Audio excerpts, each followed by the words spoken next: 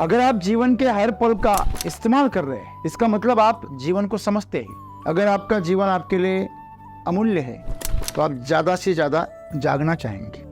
तो जितना आप जीवन को भर भर के जिएंगे उतना आपको जीवन का मूल्य समझ में आएगा। अगर आपके जीवन में उत्साह है, उत्सव है, उमंग है, तो आप ज़्यादा से ज़्यादा जीवन को जीना चाहोगे। हमारे लिए जीवन में क्या कीमती है?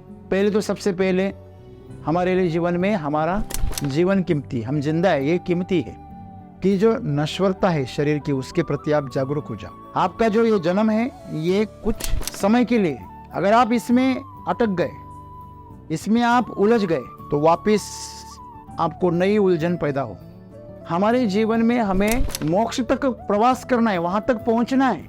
एक बार आपके पास में भूख प्यास, नींद मिट गई, सुरक्षा मिल गई, परिवार भी मिल गया, इसके बाद फिर लोग सोचते सेल्फ रिस्पेक्ट के लिए जीते। आत्मसम्मान का मतलब अहंकार नहीं। आत्मसम्मान का मतलब होता है कि मेरे जीवन का मेरे प्रति कोई रिस्पेक्ट है। अगर मैं हूं तो उसका कुछ आदर है कि आपके लिए जीवन उपलब्ध है, लेकिन उस पायदान पर कौन पहुंचा है? जो आत्मसम्मान के लिए जी रहा है। अगर आप जीवन में शिखर तक नहीं पहुंच सकते तो आपके जीवन का कोई वैल्यू नहीं। कीड़े मकोड़े की तरह आप पैदा हो गए और मर रहे हैं। अगर आपकी भूख प्यास नींद मिट गई है, आपकी सुरक्षा तय हो गई है, आपके पास परिवार है, तो आप एक कदम और आगे बढ़ो। आत्मसम्मान के लिए जियो। अपने जीवन का कुछ तो मायना बने। आत्मसम्मान का मतलब है इस प्रकृति ने, इस ईश्वर ने आपने जिस लिए जन्म दिया, उस जन्म का कुछ अच्छा इस्तेमाल कीजिए। इसीलिए सद्गुरु कहते हैं कि अगर आपको पता है आपका जीवन नश्वर है तो आप उसका भरपूर इस्तेमाल करेंगे, उत्साह से जिएंगे। एक पल भी आप दुख में नहीं गवाएंगे, एक पल भी आप परेशानी में गवाना नहीं चाहेंगे, एक पल भी आप गलत चीजों के साथ में व्यर्थ करना नहीं चाहोगे। अगर आपका जीवन आपको बोरियत से भरा लग रहा है और आप परेशान हैं और मेरा ये ऐसा है, मेरी नौकरी ऐसी है, मेरा हम पागलपन छोड़ो, जीवन का मजा लो। आत्मसम्मान के साथ आत्मबोध की तरफ प्रवास करो। वही इतनी सी बात।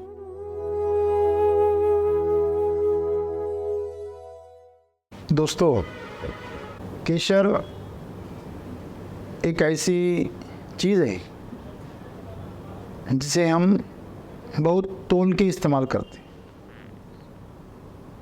ऐसा क्यों है कि उसको हम इतना नाप तोल के इस्तेमाल करते हैं और बहुत ही जागरूकता से उसे इस्तेमाल करते हैं। 90% लोग तो उसे असली केशर देख ही नहीं पाते, शायद उन्होंने कभी देखा भी नहीं। और जो देख पाते हैं वो शायद ही यूज़ कर पाते, और जो यूज़ करते हैं वो बड़ी सावधानी से करते। क्यों? क्योंकि कुछ ग्राम केसर लाखों रुपए का हो सकता है। यह चीज़ें जो होती है वो नायाब होती, बेशकीमती होती, इसलिए हम उसके बारे में बहुत जागरूक रहते। आपको पता है जो आपकी कीमती चीज़ होती है वो कभी आपसे गंवाती नहीं, आप उसे कभी भूलते नहीं। लेकिन जो सस्ती चीज़ें होती है वो आसानी से गुम हो जाती। लोगों के पेन हमेशा गुम होते रहते। जो हल्की चीज़ें होती हैं वो आसानी से वो कहीं भी भूल जाते। लेकिन वही पेन अगर 2-4 लाख का हो, सोने का हो, तो एक बार वो अपनी जान भूल जाएगा, लेकिन वो पेन को नहीं भूले, क्योंकि उसकी कीमत को हम जानते हैं। इसलिए हम उसे संभालते, उसके बारे में हम सचेतन रहते। और जो चीज़ हमें बेकार लगती है हम उसके बारे में उसको हम नज़रअंदाज कर देते, उसे मामूली समझते। आप देखना, जो जिस चीज़ को ध्यान से इस्तेमाल कर रहा है, पूरी तरह इस्तेमाल कर रहा है, उसे उसकी कीमत है। आप कभी भी भिखारी को देखना, नीचे गिरा हुआ अन्न भी वो उठा के खा लेता। आप किसान को भी देखना, वो भी नीचे मिट्टी पर गिरा हुआ खाना है वो उठा के खा लेता है, साफ करता है, खा लेता है। क्यों? क्योंकि उसे पता है उसकी कीमत क्या है, उसे तैयार होने में कितनी मेहनत लगती है। उसी प्रकार हम अगर हमारे आसपास देखें, हमारे अंदर देखें कि हम जीवन को कैसे जी रहे। अगर आप जीवन के हर पल का इस्तेमाल कर रहे हैं इसका मतलब आप जीवन को समझते हैं। अगर आप उसको बचाना चाहते हैं, बचा बचा के इस्तेमाल कर रहे, आलस्य में गंवा रहे,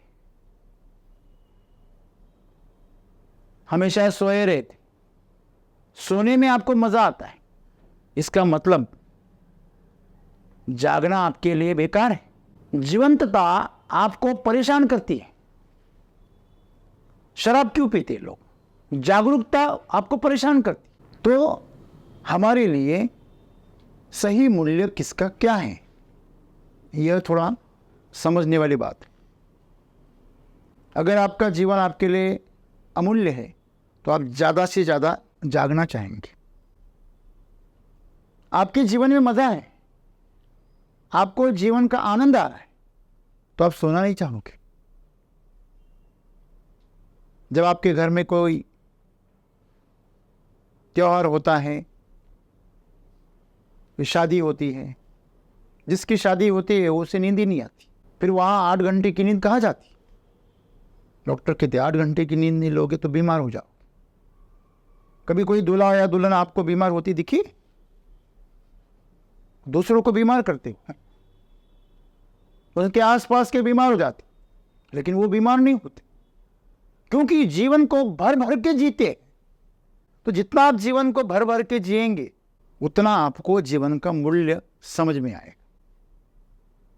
अगर आपके जीवन में उत्साह है, उत्सव है, उमंग है, तो आप ज़्यादा से ज़्यादा जीवन को जीना चाहोगे। जो लोग आत्महत्याएं करते हैं और जो लोग वक्त को बेकार करते हैं, उन दोनों में मात्रा का फर्क है।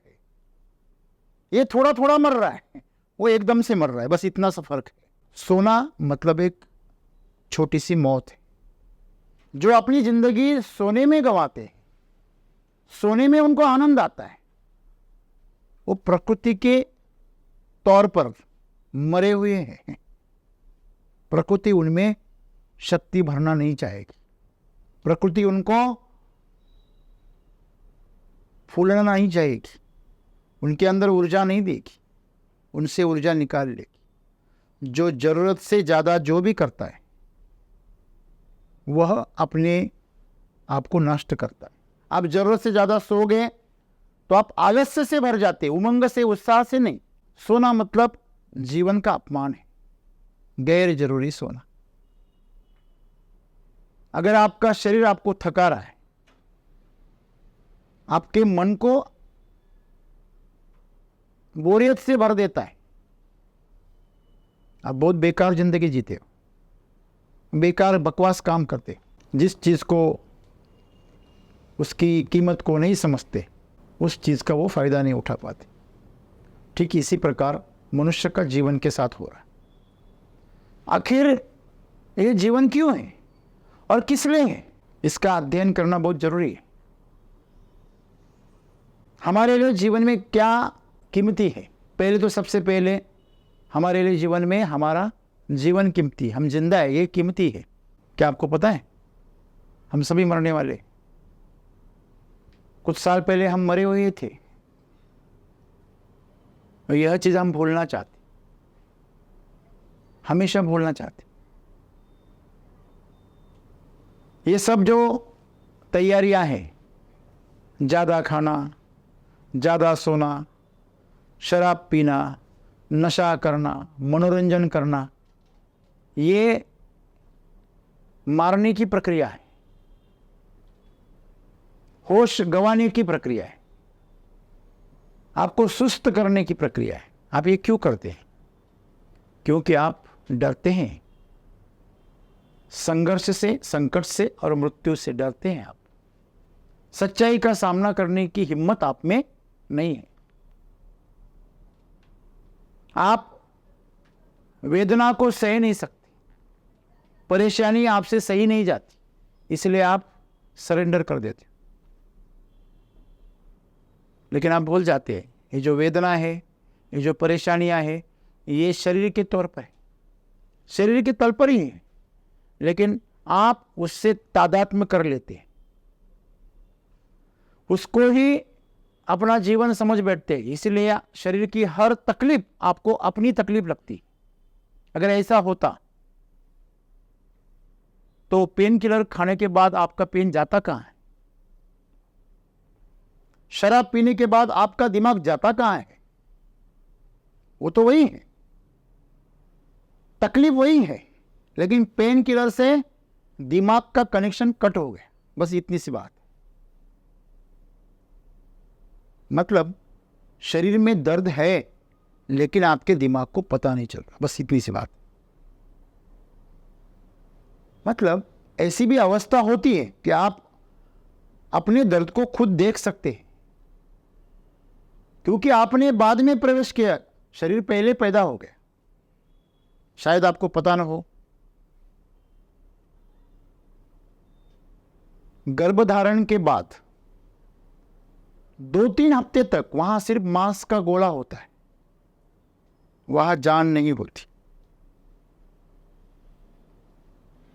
सभी को पता है कि गर्भ के कुछ हफ्तों तक आप उसका जेंडर भी पता नहीं चला सकते। कोई भी नहीं, दुनिया में कोई ऐसी टेक्नोलॉजी नहीं कि वो बताए कि ये मेल है या फीमेल है। उसे कुछ हफ्तों तक उसे बढ़ने देना होता है। उसी प्रकार जीवन भी उसमें प्रवेश नहीं करता। शरीर पहले आया, जीवन बाद में आया। और मजे की बात देखिए, जीवन पहले चला जाता है, शरीर यही रह जाता है। वो जांचता है ये शरीर मेरे लिए अच्छा है कि नहीं है। वह वापस जाने का रास्ता खुला रखता है। जहां पर बच्चे की जो त्वचा होती है सिर की, वो नरम होती है, इतनी नरम होती है कि आप उसको उंगली से दबा भी सकते हैं। वहीं से ऊर्जा प्रवेश करती है, प्राण प्रवेश करते हैं, और वहीं से निकलने का रास्ता खुला रखते हैं। वो दुविधा में रहता है, रहूं या ना रहूं, जन्म से पहले। तो कभी कभी बच्चे का शरीर तो पूरा स्वस्थ होता है, फिर भी बच्चा मर जाता है।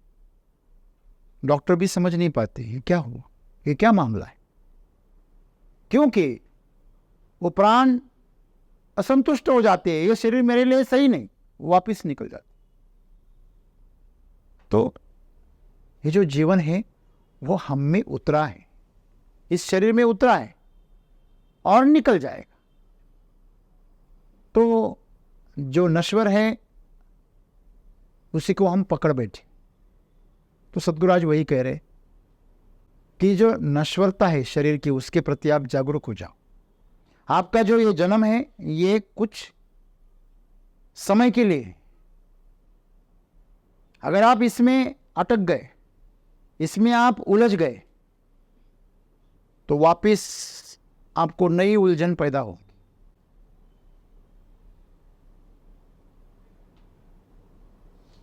आपको एक मौका मिला है इस जीवन को तृप्त करने का, इस शरीर से ऊपर उठने का। जैसे हमें उम्र की कुछ सीमा तक हमें जो स्पर्धा परीक्षाएं देने का मौका होता है, उसके बारे में हम बोलते हैं कि एज बार हो गया, अभी ये परीक्षा में बैठ नहीं सकता। हर मौके की एक आयु होती। वैसे हमारे जीवन में हमें मोक्ष तक प्रवास करना है, वहां तक पहुंचना है। क्यों पहुंचना है? अब्राहम मैकले नाम का एक शास्त्रज्ञ हुआ, उसने एक त्रिकोण बनाया और उसके 5 हिस्से बनाए। पहले हिस्से में भूख, प्यास और नींद। दूसरे हिस्से में परिवार, मतलब सुरक्षा, घर होता है ना, जिसे निवास कहते हैं। तो जो मूलभूत जरूरतें हैं इंसान की, वो क्या है? पहले क्या है? भूख और प्यास है। फिर क्या है? अगर भूख प्यास मिट गई तो फिर नींद है। कोई कहता है नहीं, मेरे लिए मेरे जीवन में परिवार सबसे महत्वपूर्ण है। अगर आपके लिए परिवार इतना महत्वपूर्ण है तो भूख के खातिर अपने परिवार में बच्चों को बेचने वाले परिवार नहीं है, नहीं है, बहुत है। पैसे के लिए अपनी बेटियों की शादी करने वाले नहीं है, तो वहां परिवार कहां गया? जब तक आपकी भूख और प्यास नहीं मिटती, आपके लिए परिवार का कोई महत्व नहीं, सुरक्षा का कोई महत्व नहीं। ये भिखारी है, इनके लिए सबसे जरूरी क्या है? भूख है। कहीं भी सो जाते हैं, कुछ भी पहन लेते, जख्मों के साथ जीते, बीमारियों के साथ जीते। कोरोना में भी ये यही पड़े थे, लेकिन कोरोना डर के भाग गया, उनके पास तक भटका नहीं, क्योंकि वो सुरक्षा के लिए उनके पास कोई वैल्यू नहीं, सुरक्षा की कोई कीमत ही नहीं। क्या सुरक्षा करना? खाना ही नहीं मिल रहा है, जीवन बचेगा या नहीं बचेगा इसका सवाल है। तो पहले भूख और प्यास और नींद। आप परिवार परिवार करते हैं ना, ये छोड़ दो। जिस दिन आपको खाने के लाले पड़ जाएंगे ना, आपको सब कुछ खाना बिना सब कुछ मिल रहा है, इसलिए आप बोल रहे हैं नहीं, जीवन में सबसे पहले परिवार। आपके लिए सुरक्षा भी है, आप सुरक्षित हो, तो इसलिए आप परिवार की बात करते। जब आप असुरक्षित हो जाओगे ना, तो आप परिवार की बात नहीं करोगे। तो पहले है भूख, प्यास और नींद, फिर है सुरक्षा। जिसकी भूख और प्यास मिट गई, नींद मिल गई, वो सुरक्षा के बारे में सोचेगा। टूटा फूटा से घर बनाएगा, उसमें रहेगा, खुद को सुरक्षित बनाएगा। फिर सुरक्षा जब मिलती है ना, तो परिवार के बारे में सोचते। जिस घर में आपको सुरक्षा नहीं, क्या आप उस घर में रहोगे? बाहर के लोग आते हैं और आपको गालियां देते, आपको पीटते, आपके घर वाले सिर्फ तमाशा देखते, तो आप उस घर में रहोगे? नहीं। क्यों? पहले क्या चाहिए? सुरक्षा चाहिए, फिर परिवार। परिवार से हमें क्या मिलता है? प्रेम मिलता है, अच्छे संबंध मिलते हैं, रिश्ते मिलते हैं, लेकिन उनका स्तर ऊपर है। पहले चाहिए, आप भूख प्यास के बारे में सब पूरा जीवन इसमें आता है। ऐसा कोई बंदा नहीं जो भूख प्यास और नींद के लिए नहीं जीता। उसके बाद में सुरक्षा। भिखारियों के पास कोई सुरक्षा नहीं रहती, जो अनाथ होते हैं उनके पास कोई सुरक्षा नहीं होती, फिर भी वो जीते हैं। जो सुरक्षित हो गए उनकी संख्या कम है। जो सुरक्षित है उसके मुकाबले जिनके पास परिवार है उनकी संख्या कम है। परिवार का होना बहुत अच्छी बात है, उनके जीवन में प्रेम है, आनंद है, संवेदना है। जिनके पास परिवार नहीं होती वो बड़े खूंखार होते, वो उनके पास कोई संवेदना नहीं होती, वो जीवन को एक खेल समझते, उनके लिए जीवन का कोई मूल्य नहीं है। परिवार से आदमी समाजशील बन जाता है, तो इनकी संख्या भी कम है उनके मुकाबले जो सुरक्षा के लिए जीते हैं। फिर एक बार आपके पास में भूख प्यास नींद मिट गई, सुरक्षा मिल गई, परिवार भी मिल गया, इसके बाद फिर लोग सोचते सेल्फ रिस्पेक्ट के लिए जीते। वो कहता है सेल्फ रिस्पेक्ट जो होती है वह बहुत ही कम लोगों के पास होती। आत्मसम्मान जिसे कहते हैं, अगर परिवार में आत्मसम्मान ना मिले तो परिवार छोड़ देते लोग। रिश्ते में अगर सम्मान ना मिले तो रिश्ते तोड़ देते। आत्मसम्मान का मतलब अहंकार नहीं, अहंकार तो अज्ञान से आता है। आत्मसम्मान का मतलब होता है कि मेरे जीवन का मेरे प्रति कोई रिस्पेक्ट है, अगर मैं हूं तो उसका कुछ आदर है, कुछ होने का कुछ मतलब है। जो लोग आत्मसम्मान के लिए जीते हैं उनमें रतन टाटा जैसे लोग गिने जाते हैं। आतंकवादियों का हमला हुआ बंबई पर, ताजमहल होटल जलाया गया, टारगेट किया गया। उसके बाद में उन्हें पाकिस्तान से बहुत बड़ी ऑर्डर आई कंपनी के लिए, गाड़ियों की,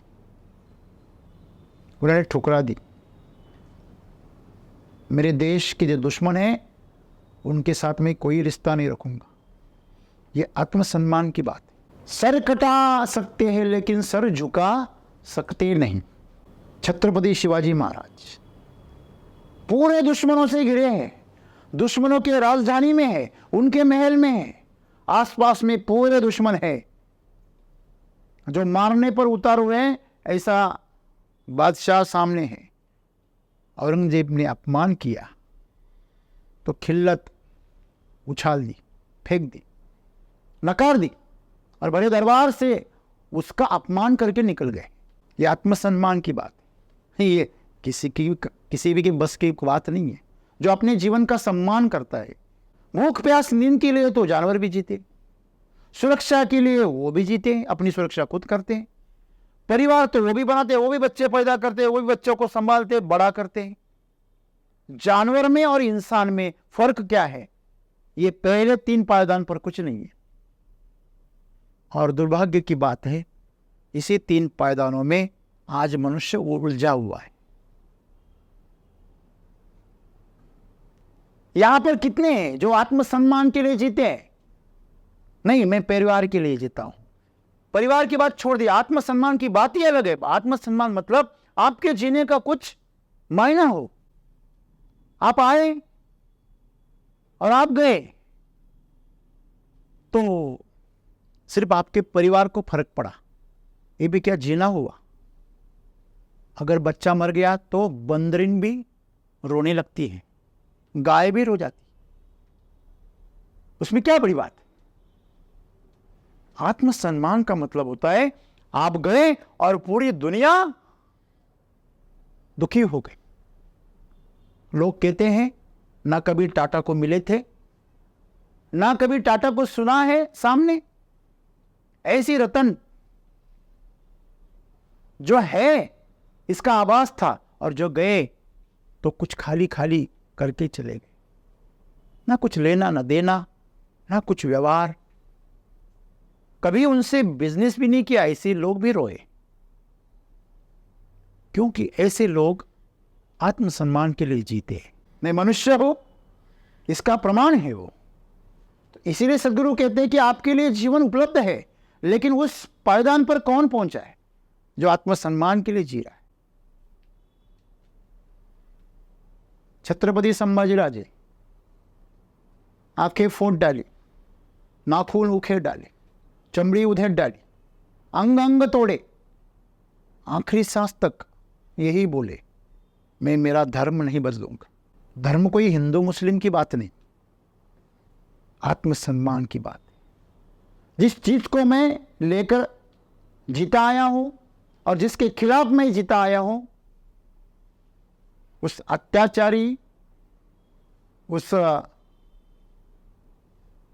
हत्यारे, अन्याय करने वाले लोगों के साथ मैं कभी हाथ नहीं मिलाऊंगा। यह बात है। जो निष्पाप निरपराध लोगों पर अत्याचार करते हैं, जो माँ बहन की इज्जत नहीं करते, जो दूसरों को लूटने में पुरुषार्थ दिखाते हैं, ऐसे विचारों के साथ मैं कभी नहीं जाऊंगा। यह आत्मसम्मान की बात। छोटी सी चोरी या बड़ी चोरी, कोई फर्क नहीं होता। जिसके पास आत्मसम्मान नहीं होता वो चोरियां करता है, झूठ बोलता है, वो जल्दी कन्विंस हो जाता है कुछ भी करने के। परिवार के नाम पर गलत काम करता है। तो जितनी भी गुनहगार है, आप उनको पूछना, अरे उनकी तो बात छोड़ो, वाल्या कोड़ी की बात करो। उससे जब सवाल पूछा नारद मुनि ने कि तूने इतने हत्याएं की, इतने 7 रांझन तूने भरे इतने बड़े बड़े, उसमें आप एक एक एक एक कंकड़ डालकर इतनी हत्याएं तूने की, तो किस लिए कर रहा है तू? बोला मेरे परिवार के लिए कर रहा। आगे की कहानी आपको पता है। तो अब्राहम मैकले जो कहता है कि जो आखिरी पायदान है वह आत्मबोध का है, सेल्फ रियलाइजेशन। वहां तक पहुंचने वाले तो गिने चुने होते हैं। अगर आप जीवन में शिखर तक नहीं पहुंच सकते, तो आपके जीवन का कोई वैल्यू नहीं। कीड़े मकोड़े की तरह आप पैदा हो गए और मर रहे हैं।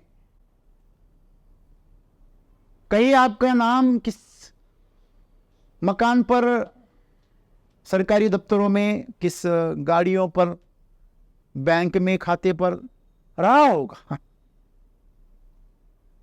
अरे राजा महाराजाओं का नहीं रहा, तुम्हारा कहां रहे?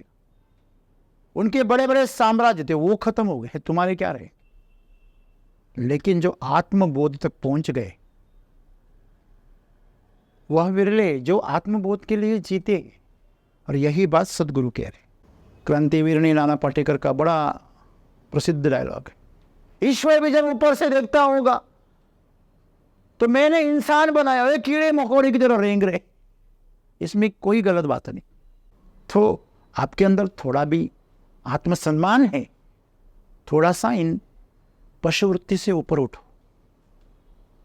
अगर आपकी भूख प्यास नींद मिट गई है, आपकी सुरक्षा तय हो गई है, आपके पास परिवार है, तो आप एक कदम और आगे बढ़ो, आत्मसम्मान के लिए जियो। अपने जीवन का कुछ तो मायना बने। नहीं मेरी माँ दुखी हो जाएगी, मेरे पिता दुखी हो जाएंगे, मेरे ये वो, अरे वो भी मरने वाले हैं। जिस दिन मरेंगे उस दिन वो आपको पूछ के नहीं जाएंगे कि बेटा मैं जाऊं या ना जाऊं। नहीं, उनको भी मरना है। तो आप ऐसा कुछ करो कि उनका नाम रोशन हो जाए।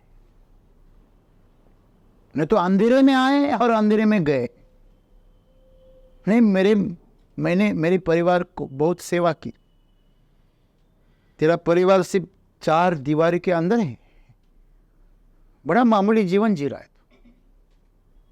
तेरा परिवार खुला क्यों नहीं हुआ, विकास क्यों नहीं हुआ? तो विकास की बात है।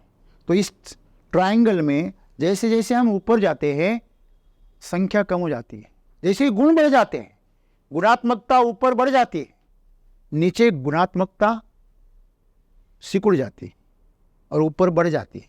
लेकिन दुर्भाग्य के बाद जितनी गुणात्मकता बढ़ जाती है उतनी संख्या कम हो जाती है। तो आप खुद कहां तक आए हैं जरा जांचना। क्या आपका जीवन केसर जैसा है? क्या आपका जीवन सोने जैसा है अनमोल? क्या आपको लोग संभालते हैं, आपको आदर करते हैं, आपको याद रखते हैं? आप जरा सोचना, आपके घर में लोहे की कितनी चीजें हैं, आप उसके बारे में सोचते भी नहीं। रास्ते में पड़ी रहती, खेत में पड़ी रहती है, बाहर पड़ी रहती है। लेकिन सोने की एक छोटी सी अंगूठी ही क्यों ना हो, वो कहां है हर पल हमें पता होता है, हर पल पता होता है। थोड़ी सी भी इधर उधर हो गई तो खाना पीना भूल जाते। आत्मसम्मान सोने जैसा जीवन है, कुछ जिसकी चमक है, जो किसके भी पास जाए तो उसका मूल्य बढ़ा देता है। आपके पास लोहे की कोई चीज है, आपका मूल्य नहीं बढ़ेगा, लेकिन आपके पास सोने की कोई चीज है। इसलिए तो आपने देखे होंगे लोग 2-2 किलो के हार पहने हुए देखें, उनकी कोई कीमत नहीं, इसलिए वो सोने के साथ खुद की कीमत बढ़ाना चाहते। जो लोग महंगी महंगी ब्रांडेड गाड़ियां, कपड़े, चीजें जमा करते हैं, वह उनकी कीमत को बढ़ाना चाहते हैं। उनको पता है अपने पास कीमत बढ़ाने जैसी कोई नहीं, अपने पास दूसरी चीज कोई है ही नहीं, तो इसको ओढ़ के वो अपनी कीमत बढ़ाना चाहते। इसका मूल्य सोने का है जितना उनका नहीं है। उस सोने की वजह से उन्हें रिस्पेक्ट मिलती है, मतलब आत्मसम्मान वो बढ़ाने की कोशिश करते हैं दूसरी चीजों के सहारे। जबकि आपके अंदर इतनी शक्ति है कि आप कुबेर के भी मालिक हो सकते हैं। लेकिन हम संपत्ति के पीछे जाते, एक घटिया जीवन जीते, जानवरों जैसा। जो जानवर भी करते हैं वो चीज आप कर रहे हैं, क्या बड़ी बात कर रहे हैं? थोड़ा अपने जीवन को ऊपर उठाइए। आत्मबोध ना से ही कम से कम सेल्फ रिस्पेक्ट के लिए जिए, आत्मसम्मान के लिए जिए। आत्मसम्मान का मतलब है इस प्रकृति ने, इस ईश्वर ने आपने जिस लिए जन्म दिया उस जन्म का कुछ अच्छा इस्तेमाल कीजिए। इसीलिए सद्गुरु कहते हैं कि अगर आपको पता है आपका जीवन नश्वर है तो आप उसका भरपूर इस्तेमाल करेंगे, उत्साह से जिएंगे, एक पल भी आप दुख में नहीं गवाएंगे, एक पल भी आप परेशानी में गवाना नहीं चाहेंगे, एक पल भी आप गलत चीजों के साथ में व्यर्थ करना नहीं चाहोगे। जिसके पास सेल्फ रिस्पेक्ट होता है वह गलत काम कभी कर भी नहीं सकता, क्योंकि उसे पता है कि अच्छे काम करने के लिए ही जिंदगी छोटी है। जब आपके सामने सोने के सिक्के पड़े हैं और चांदी के भी पड़े हैं और लोग सब उमड़ गए वहां पे लूटने के लिए, अभी दशहरा हुआ, लोग सोना लूटते थे, बराबर है। सोना लूटना क्या है पता ही नहीं हमें। एक मंदिर के सामने उसको बांध दिया जाता था और सब आके उसको लूटते थे, जितना आप लूट सके लूट लो। तो जीवन में आनंद भरपूर है, उसे लूटो, हम उसको लूटते नहीं। तो जो चीज हमारे लिए मायना रखती है, अगर सोने की आपको सिक्के गिरे हैं वहीं पे आपको चांदी की भी सिक्के गिरे, तो आप किसको जमा करोगे, किसको लूटोगे? सोने को ही लूटोगे। तो जिन लोगों को पता है जीवन में सोना क्या है, वो लोग उसी को लूटते हैं, कचरे को फेंक देते, उसको नजरअंदाज कर देते। किसी ने गाली दी, किसी ने अपमान किया, किसी ने नुकसान किया, इस पे फोकस करने वाले लोग कचरा जमा करते और कचरे में जीवन बर्बाद करते, दुखी हो जाते, परेशान हो जाते। जिसके चेहरे पर आनंद है मैं उसके हमेशा प्रेम में पड़ जाता हूं। जो कुछ नव निर्माण करता है, जो कुछ नया करता है, मैं उसके प्रेम में पागल हो जाता। तो हर बार जो आनंदी है वो बदल सकता है। तो यही है, आपको उत्साह, उमंग और जीवंतता जिसके पास हो वैसे बनना है, उसके साथ जीना है। अगर आपका जीवन आपको बोरियत से भरा लग रहा है और आप परेशान हैं और मेरा ये ऐसा है, मेरी नौकरी ऐसी है, मेरा, हम पागलपन छोड़ो, जीवन का मजा लो और आत्मसम्मान के साथ आत्मबोध की तरफ प्रवास करो। भाई इतनी सी बात है। तो कम से कम इतना तो कर सकते हैं कि जो हमारा जीवन बचा है वह हम उत्साह से और आनंद से जिए, इतना तो कर सकते। आत्मसम्मान की बात बाद में देखेंगे, पहले इतना तो कर सकते कि जो मिला है उसको भरपूर इस्तेमाल करेंगे। बहुमूल्य है, अभी जो पल जा रहा है वो बहुमूल्य है, हर पल आनंद में कैसे जाए इसका इंतजाम करेंगे। जो ये कर सका वही जीवन को पहचान सकता, बाकी तो जानवर भी कर रहे हैं। अगर आपकी जानवर से कुछ अलग पहचान है तो आप आनंद में जी सकते हैं। आपके पास में हर वो शक्ति है जिससे आप आपकी सभी परेशानियां दूर कर सकते हैं। बस एक खुद को वचन दीजिए, एक संकल्प कीजिए कि मैं मेरे अंदर जो जीवन है इसको कभी दुखी नहीं होने दूंगा, मेरे अंदर जो जीवन है उसको मैं कभी ही निराश नहीं होने दूंगा, मेरे अंदर जो जीवन है उसको मैं कभी परेशान नहीं करूंगा। कितनी भी मुश्किलें आए, कहीं जान ना दांव पर लगानी पड़े, फिर भी मैं हंसते हंसते चला जाऊंगा। यही सार्थक जीवन का राज है। धन्यवाद।